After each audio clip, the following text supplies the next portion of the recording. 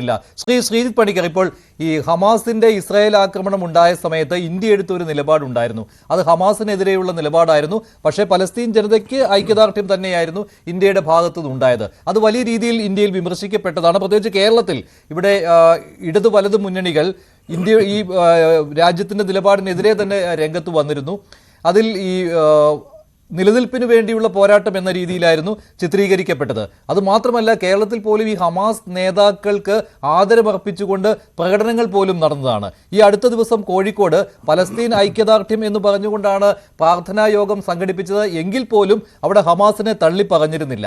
പക്ഷേ ഇവിടെ ഏത് ജനതയ്ക്ക് വേണ്ടിയാണോ ഹമാസ് നിന്നിരുന്നത്, ഗാസയിലെ ജനങ്ങൾക്ക് വേണ്ടി, പലസ്തീൻകാർക്ക് വേണ്ടി, അവർ തന്നെ ഇപ്പോൾ ഹമാസിനെ തള്ളിപ്പറയുന്ന കാഴ്ചയല്ലേ കാണുന്നത്. ഇതിൽ മറ്റേതെങ്കിലും തരത്തിലുള്ള ഇടപെടൽ താങ്കൾ സംശയിക്കുന്നുണ്ടോ? ഇവിടെ ശ്രീ മോഹൻ വർഗീസ് പറഞ്ഞപ്പോൾ അത് ജൈവികമായി സ്വയം തോന്നി ചെയ്തതാണ് എന്ന് പറയുമ്പോൾ പോലും അവിടെ ചിലപ്പോൾ ഇസ്രായേലിന്റെ ഒരു പ്രേരണ ഉണ്ടായേക്കാം എന്നുള്ള ഒരു സംശയം വരുന്നുണ്ട്. അങ്ങനെ ഉണ്ടാവുമോ? ശ്രീ മഞ്ജുഷ്, ഇതിൽ ഒന്നാമത് ഞാൻ മനസ്സിലാക്കുന്ന കാര്യം, ഇതുവരെ പറയപ്പെട്ടിരുന്നത് 2006-2007 പീരീഡ് മുതൽ ഇങ്ങോട്ട് ഗാസ സ്ട്രിപ്പിലുള്ള ജനാധിപത്യമായിട്ടുള്ള ഒരു സർക്കാർ ഉണ്ടാക്കാനുള്ള മാൻഡേറ്റ് കിട്ടിയിരിക്കുന്ന ഗ്രൂപ്പാണ്, ഒരു പൊളിറ്റിക്കലായിട്ടുള്ള ഒരു എൻറ്റിറ്റിയാണ് ഹമാസ് എന്ന രീതിയിലത്തേക്കുള്ള ഒരു നറേറ്റീവാണ്. കേരളത്തിലധികം ഏറ്റവും കൂടുതൽ പ്രചരിപ്പിക്കപ്പെടുന്നത് ആ രീതിയിൽ തന്നെയാണ്. അതുകൊണ്ട് തന്നെ അവർക്ക് ജനാധിപത്യപരമായിട്ടുള്ള അവകാശമുള്ള ഒരു ഭൂമിയുടെ സ്വാതന്ത്ര്യത്തിന് വേണ്ടി പ്രവർത്തിക്കുന്ന സ്വാതന്ത്ര്യ സമര സേനാനികളാണ് ഹമാസ് പോരാളികൾ എന്ന് പറഞ്ഞുകൊണ്ടാണ് ഇവരെക്കുറിച്ച് നമ്മുടെ നാട്ടിലുള്ള വിവിധ രാഷ്ട്രീയ കക്ഷികളും നേതാക്കന്മാരും ഒക്കെ തന്നെ ഇവരെ പ്രകീർത്തിച്ച് അല്ലെങ്കിൽ അവരുടെ പക്ഷത്ത് നിന്നുകൊണ്ട് ഇതുവരെ സംസാരിച്ചത്. അത് സത്യമായിരുന്നുവെങ്കിൽ ഈ ജനത മൊത്തം അവരോടൊപ്പം നിൽക്കണമായിരുന്നു. ഒന്നാമത്തെ കാര്യം, അനുസ്യൂതമായിട്ട് പെർപെച്വലായിട്ട് ഒരു ജനാധിപത്യ അധികാരം എന്ന രീതിയിലത്തേക്ക് ഗാസയിലുള്ള ജനങ്ങൾ ഹമാസിനെ ഏൽപ്പിച്ചിരിക്കുന്ന ഒരു ദൗത്യമേ ആയിരുന്നില്ല 2006-2007 മാൻഡേറ്റ്. അപ്പോൾ അതിൽ പിന്നീട് അവിടെ ജനാധിപത്യ പ്രക്രിയ നടപ്പാക്കുന്നതിനോ അല്ലെങ്കിൽ പിന്നീട് ഏതെങ്കിലും ഒരു ജനാധിപത്യ ക്രമം അത് റീസെറ്റ് ചെയ്തതിനു ശേഷം വീണ്ടും ഒരു ഇലക്ഷൻ നടത്തുന്നതിനോ ഒന്നും തന്നെ യാതൊരു വിധത്തിലുള്ള താല്പര്യവും ഒരു സമയത്ത് പോലും ഹമാസ് പ്രദർശിപ്പിച്ചിട്ടില്ല എന്നുള്ളത് വ്യക്തമാണ്. അപ്പോൾ പണ്ട് കിട്ടിയിരിക്കുന്ന ഒരു അധികാരം 18 വർഷങ്ങൾക്ക് ശേഷവും അതേ പ്രവിശ്യയിലെ സമഗ്രാധിപത്യത്തിന് വേണ്ടി ഉപയോഗിക്കാനായിട്ട് ഒരാൾ ശ്രമിക്കുന്നു എന്ന് പറയുന്നത് ജനാധിപത്യപരമെന്നല്ല, ജനാധിപത്യ വിരുദ്ധം എന്ന് വേണം മനസ്സിലാക്കാൻ. ഇതൊന്ന്. രണ്ട്, ഇതുവരെ പറയപ്പെട്ടിരുന്നത് പലസ്തീൻ ജനതയുടെ താല്പര്യങ്ങളെ സംരക്ഷിക്കുന്ന, അതിനെ പ്രതിനിധീകരിക്കുന്ന ഓർഗനൈസേഷനാണ് ഹമാസ് എന്ന രീതിയിലാണ്. എന്നാൽ ഇപ്പോൾ അവിടെ തെരുവിലിറങ്ങിയിരിക്കുന്ന 1000-ഓളം വരുന്ന ആൾക്കാരെല്ലാവരും തന്നെ പറയുന്നത് ഹമാസ് ഔട്ട് എന്നാണ്. അതായത് ഞങ്ങളുടെ കാര്യം ഞങ്ങൾ നോക്കാം, നിങ്ങളൊന്ന് ഒഴിഞ്ഞു പോകൂ എന്നാണ് അവർ പറയുന്നത്. അത് ഒരു പ്രവിശ്യയിൽ മാത്രമല്ല, നോർത്തേൺ ഗാസ സ്ട്രിപ്പിലുള്ള ബെയ്ത്ത് ലാഹിയ പോലെയുള്ള പ്രദേശങ്ങളിൽ, ജബാലിയ റെഫ്യൂജി ക്യാമ്പിൽ, ദേർ അൽ ബല പോലെയുള്ള സ്ഥലങ്ങളിലൊക്കെ തന്നെ ഇവർ പ്രകടനവുമായിട്ട് പുറത്തേക്ക് വന്നിരിക്കുകയാണ്.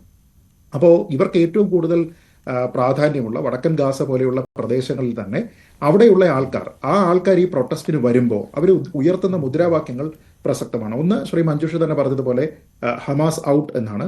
രണ്ടാമത്തേത് ഞങ്ങൾക്ക് ജീവിക്കണം എന്നാണ്, വി വോണ്ട് ലിവ് എന്നാണ് അവർ പറയുന്നത്. മൂന്നാമത്തേത് എൻഡ് ദ വാർസ്, യുദ്ധം അവസാനിപ്പിക്കുക. ഇതിനോടൊപ്പം തന്നെ ഇവരുടെ ഭാഗത്തു നിന്നുള്ള പ്രതികരണത്തിൽ ഹമാസ് ഇവരുടെ താല്പര്യങ്ങളെ പ്രതിനിധീകരിക്കുന്നില്ല എന്ന് തന്നെയല്ല, അതൊരു ഭീകരവാദ സംഘടനയാണ് എന്ന രീതിയിലത്തേക്കാണ്. അപ്പോൾ ഇവിടെ കൺഫ്യൂഷൻ ഉണ്ടാകേണ്ടത് ഹമാസിനല്ല, മറിച്ച് നമ്മുടെ നാട്ടിൽ ഹമാസിനെ പിന്തുണയ്ക്കുന്ന ആൾക്കാർക്കാണ്. കാരണം ആരുടെ താല്പര്യങ്ങൾ സംരക്ഷിക്കുന്നു എന്ന രീതിയിലത്തേക്കാണോ ഇവിടെ ഒരു നറേറ്റീവ് ഉണ്ടാകുന്നത്, ആ ആൾക്കാർ തന്നെ പുറത്തു വന്ന് പറയുകയാണ് ഞങ്ങളുടെ താല്പര്യങ്ങൾ സംരക്ഷിക്കുന്നില്ല എന്ന്.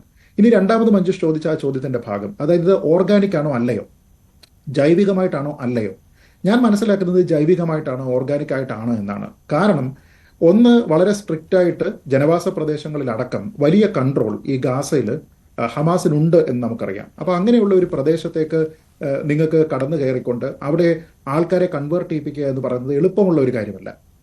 ഇസ്രായേലിനെ സംബന്ധിച്ചിടത്തോളം ഹമാസിന്റെ കണ്ണു വെട്ടിച്ച് ഈ പ്രദേശങ്ങളിലൊക്കെ എത്തുകയും അവരുടെ സ്വന്തം ജീവൻ റിസ്ക് ചെയ്തുകൊണ്ട് അവിടെയുള്ള ആൾക്കാരെ ഈ രീതിയിലത്തേക്കുള്ള ഒരു പ്രകടനത്തിന് വേണ്ടിയിട്ടൊക്കെ സജ്ജരാക്കുക എന്ന് പറയുന്നത് എളുപ്പമല്ല. കാരണം അതിന് കമ്മ്യൂണിക്കേഷൻ വേണം. ഞാൻ നേരത്തെ പറഞ്ഞതുപോലെ ഒന്നിലധികം സ്ഥലങ്ങളിൽ ഇവരുടെ ഈ പ്രതിഷേധ പ്രകടനം ഉണ്ടായിട്ടുണ്ട് എന്നതുകൊണ്ട് തന്നെ ഓർഗനൈസ്ഡ് ആണ് എന്ന് പറയാൻ കഴിയില്ല. കാരണം അത് പൂർണ്ണമായിട്ട് ഹമാസിന്റെ നിയന്ത്രണത്തിൽ നിൽക്കുന്ന ഒരു പ്രവിശ്യയാണ് എന്നതുകൊണ്ട് തന്നെ. അത് ഒന്നാമത്തെ കാര്യം. രണ്ടാമത്തെ കാര്യം, അവിടെ താമസിക്കുന്ന ആൾക്കാരെ സംബന്ധിച്ചിടത്തോളം ജീവിതം എന്ന രീതിയിലത്തേക്ക് മുന്നോട്ട് കാണാൻ ഭാവിയെക്കുറിച്ചുള്ള പ്രതീക്ഷ എന്താണ് ഇനി ബാക്കിയുള്ളത്? ഒന്നുമില്ല. അതായത് അവരെ സംബന്ധിച്ചിടത്തോളം അവർക്ക് ജീവൻ ഏറ്റവും ആവശ്യമുള്ള ഭക്ഷണമോ വെള്ളമോ, സത്യമായി സമാധാനമായി കിടന്നുറങ്ങാൻ, ഓരോ ദിവസവും കിടന്നുറങ്ങാൻ ഒരു കൂരയോ പോലും ഇല്ലാത്ത ആൾക്കാരാണ് അവിടെയുള്ള ബഹുഭൂരിപക്ഷം ആൾക്കാർ. ഇപ്പോൾ ഈ വെടിനിർത്തൽ കരാറൊക്കെ ലംഘിച്ചതിന് ശേഷം അതിശക്തമായിട്ടുള്ള ആക്രമണം ഇസ്രായേലിന്റെ ഭാഗത്ത് നിന്ന് ഉണ്ടാകുന്ന സമയത്ത് സിവിലിയൻ മേഖലകളിൽ കൂടി, ആശുപത്രികൾ ഉൾപ്പെടെയുള്ള സിവിലിയൻ മേഖലകളിൽ കൂടി ഹമാസ് നേതാക്കൾ ഒളിഞ്ഞിരിക്കുന്നു എന്നതിന്റെ അടിസ്ഥാനത്തിൽ ഈ മേഖലയിലെല്ലാം തന്നെ അവർ ആക്രമണം വ്യാപിപ്പിച്ചിരിക്കുകയാണ്. അപ്പൊ അതുകൊണ്ട് തന്നെ ഇന്ന് പ്രതിഷേധത്തിൽ വന്നിരിക്കുന്ന ആൾക്കാരുടെ എത്ര കുടുംബാംഗങ്ങൾ നാളത്തെ പകൽ കാണും എന്ന കാര്യത്തിൽ പോലും അവർക്ക് യാതൊരു വിധത്തിലുള്ള ഉറപ്പുമില്ല. ഞാൻ പറഞ്ഞ അങ്ങനെയുള്ള ഒരു ജനതയെ സംബന്ധിച്ചിടത്തോളം ജൈവികമായി ജീവിക്കാനുള്ള സാഹചര്യങ്ങൾ, ഭൗതിക സാഹചര്യങ്ങളില്ലാത്ത, കുടുംബത്തിൽ ആരൊക്കെ ഒരാഴ്ച കഴിയുമ്പോൾ കൂടെ ഉണ്ടാകും എന്ന രീതിയിൽ പ്രതീക്ഷയില്ലാത്ത, ഇനി അഥവാ ഈ യുദ്ധം ഇപ്പോൾ അവസാനിച്ചാൽ പോലും അവരുടെ ഭാവി എന്താണ്, അവരുടെ വരുമാന മാർഗം എങ്ങനെയാണ്, ഭക്ഷണം എവിടെ കഴിക്കും, ആ രാജ്യം റീബിൽഡ് ചെയ്യും തുടങ്ങിയ കാര്യങ്ങളെപ്പറ്റി ഒന്നും ഒരു പ്രതീക്ഷ പോലും ഇല്ലാത്ത ആൾക്കാരെ സംബന്ധിച്ചിടത്തോളം അവർ പ്രതിഷേധിച്ചാലും പരമാവധി ഉണ്ടാകുന്ന എന്താണ്, ഒരുപക്ഷെ നാളെ കാത്തിരിക്കുന്ന മരണം ഇന്ന് തന്നെ വന്നു എന്നിരിക്കും. അങ്ങനെയുള്ള ഒരു ബ്രേക്കിംഗ് പോയിന്റിൽ നിൽക്കുന്ന ഒരു ജനതയെ സംബന്ധിച്ചിടത്തോളം അവർ പ്രൊട്ടസ്റ്റ് ചെയ്യുന്നതിന് വേണ്ടി വരിക എന്ന് പറയുന്നത് സ്വാഭാവികമാണ്. അപ്പൊ ഞാൻ അതിൽ കൂടുതലായിട്ടുള്ള ഒരു ജൈവിക സ്വഭാവമാണ് കാണുന്നത്. ഒന്ന്, ആ ടെറൈന്റെ പ്രത്യേകത, അല്ലെങ്കിൽ അവിടെയുള്ള ഹമാസിന്റെ സാന്നിധ്യം എന്നതുകൊണ്ട് തന്നെ മറ്റൊരാൾക്ക് അവിടേക്ക് ഇൻഫിൽട്രേറ്റ് ചെയ്തതിന് ശേഷം കൺവേർട്ട് ചെയ്യാനായിട്ടുള്ള ഒരു എഫേർട്ട് എന്ന് പറയുന്നത് എളുപ്പമുള്ള കാര്യമല്ല എന്നതുകൊണ്ടും, പിന്നെ ഈ രീതിയിലത്തേക്കുള്ള പ്രതീക്ഷ അറ്റ ഒരു സെറ്റ് ഓഫ് ആൾക്കാരാണ്, മനുഷ്യരാണ് ആ രാജ്യത്ത് അവശേഷിക്കുന്നത് എന്നതുകൊണ്ട് അവരിപ്പോഴെങ്കിലും ഈ ഒരു പ്രതിഷേധം നടത്തിയാലും ഇല്ലെങ്കിലും അവരെ സംബന്ധിച്ചിടത്തോളം അവരുടെ ഭാവി എന്ന് പറയുന്നത് ഏതാണ്ട് ഇല്ലാതെ തന്നെ പോയിരിക്കുകയാണ്. അങ്ങേയറ്റം നിരാശയിലുള്ള ആൾക്കാരാണ്. അപ്പോൾ ഇവിടെ നമ്മൾ ചിന്തിക്കേണ്ടത്, ഇത്രയും കാലം അവരുടെ താല്പര്യങ്ങളെയാണ് ഹമാസ് പ്രതിനിധീകരിച്ചിരുന്നത് എന്ന് പറയുന്ന ആ ഒരു നറേറ്റീവ് ഇവിടെ പൊളിയുന്നുണ്ട്. രണ്ട്, അവിടെയുള്ള ആൾക്കാർ തന്നെ സമാധാനം ഞങ്ങൾക്ക് വേണം എന്ന് പറയുന്നുണ്ട്. ഹമാസ് ഇവിടെ നിന്ന് ഒഴിഞ്ഞു പോകണം എന്ന് പറയുന്നുണ്ട്. ഞങ്ങൾ ഹമാസിനെ പിന്തുണയ്ക്കുന്നില്ല എന്നൊരു സന്ദേശമുണ്ട്. പാലസ്തീൻ കോസ് എന്ന് പറയുന്നതിനെ നമ്മുടെ നാട്ടിലുള്ള ആൾക്കാരടക്കം, ഇപ്പൊ കഴിഞ്ഞ ദിവസം ഇവിടെ നടത്തിയിരിക്കുന്ന പ്രാർത്ഥന രാവിലടക്കം പാലസ്തീൻ കോസ് എന്ന് പറയുന്നത് ഹമാസിന്റെ കോസ് തന്നെയാണ് എന്ന രീതിയിലത്തേക്കുള്ള ഒരു നാരറ്റീവാണ് ബിൽഡ് ചെയ്യാൻ ശ്രമിച്ചത്.